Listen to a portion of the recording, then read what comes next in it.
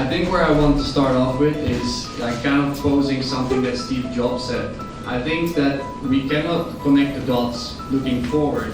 We can only connect the dots looking backwards. I mean, I think that at the time I was in the United States, and for me, I felt like with the situation I was in there, I wanted to start the business in the European Union. I'm from the Netherlands originally, and I felt like I didn't want to start it there. I kind of maybe have this sense in me of wanting to try something different and maybe venture out. So I looked at different options, and based on my research, I found that Ireland and Bulgaria were interesting options. And then from there, I decided to reach out to 2 incubators, one in Ireland and one in Bulgaria, to kind of see what the energy was like.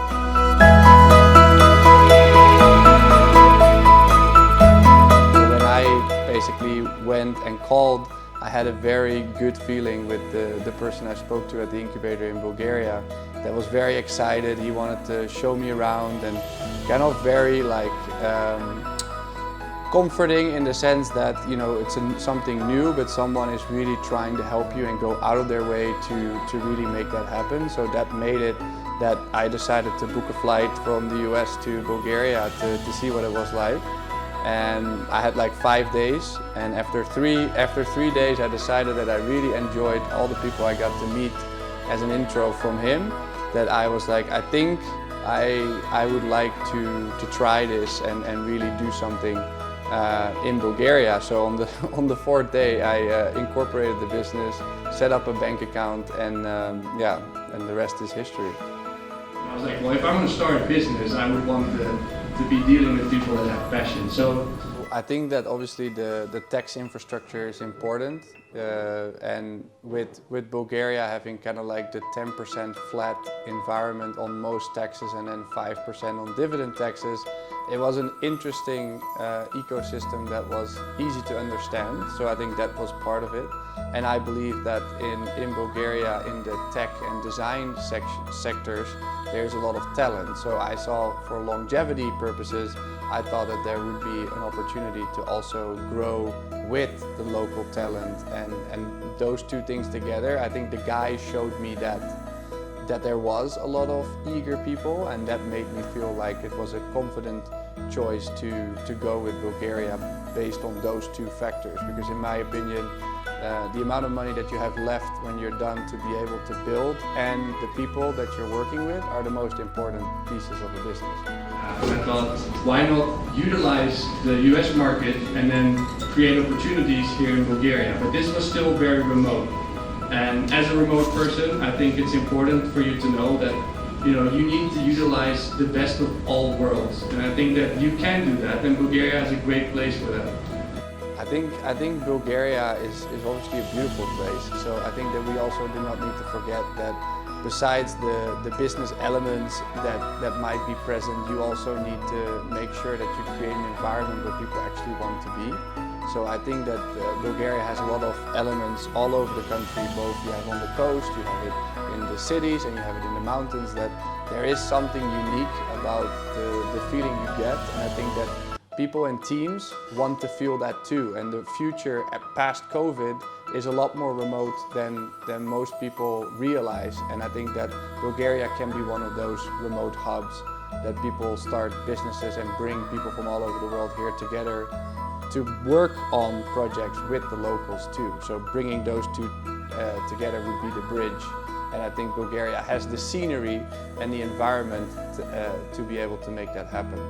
Generating funds in Bulgaria doesn't look the same as generating funds in, let's say, the US. Which in the US, you pitch one guy and the one guy said, okay, I invest $2 million. But that's not really how it works in Bulgaria. What then happened was something that I never expected. And then you probably, some people here probably fell in love before with a person or with a place. And I think that one of my friends here that I met through that guy that connected me with basically the whole of Sofia, he said you should go to this ski town called Bansko. It was the beginning of April, and he said you should go skiing there for 1 week. And I said, okay, I will go. So I booked an Airbnb for a week. And then right at that time, I also met this guy that played for the Bansko football team. And I was like, well, maybe I should check it out and go skiing for a week, see what it's like. Yeah, and I kind of fell in love, and I still live there now. So I think that I ended up falling in love with a mountain town that had a community of forward-thinking people and had still like the rawness of seeing a Baba sitting on the corner of the street, seeing kids playing outside on the football field that I haven't seen in years.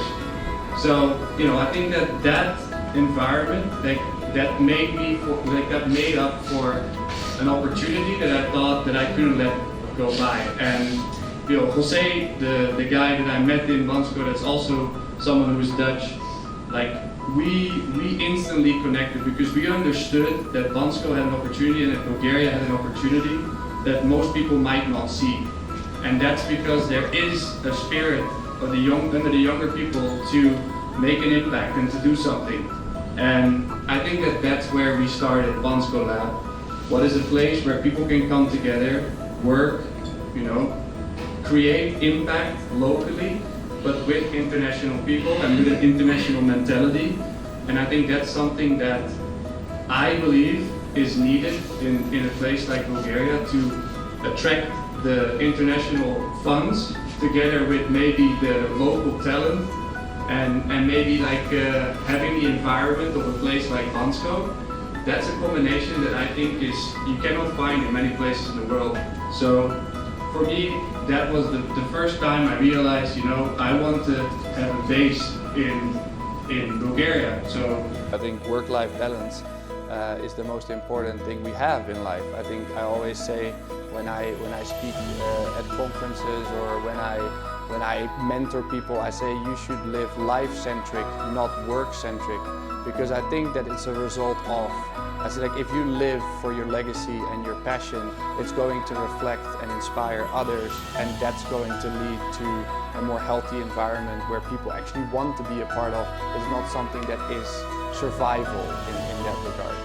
I am a big front runner in the NFT space now. The company that I started, I shifted from a client management software into an NFT incubator, and I have now crowdfunded my own apartment in Bansko utilizing NFTs. So I combined Airbnb, timeshares, and NFT into one concept. I sold 10 ski vacation weeks for 10 years in advance and funded the whole place and utilized the framework to help others to do the same. And then after that, I also started an event company where the tickets are now NFTs.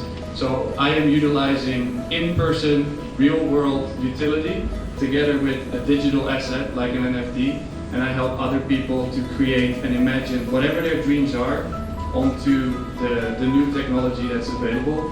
And for me, that's like the future, is basically giving people opportunities that come to make an impact locally, together with all the other people that come in from foreign places that have other skill sets, other energy, and kind of blending that together in a beautiful place like Bulgaria, because I think Bulgaria has a lot of beauty that people need to be able to also have that mental health element of entrepreneurship, because you cannot just go.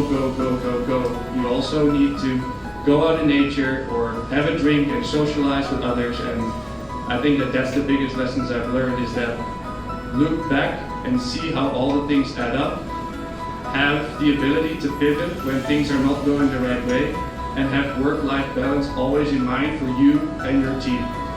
Being from the Netherlands, everything is arranged easy, everything is done for you.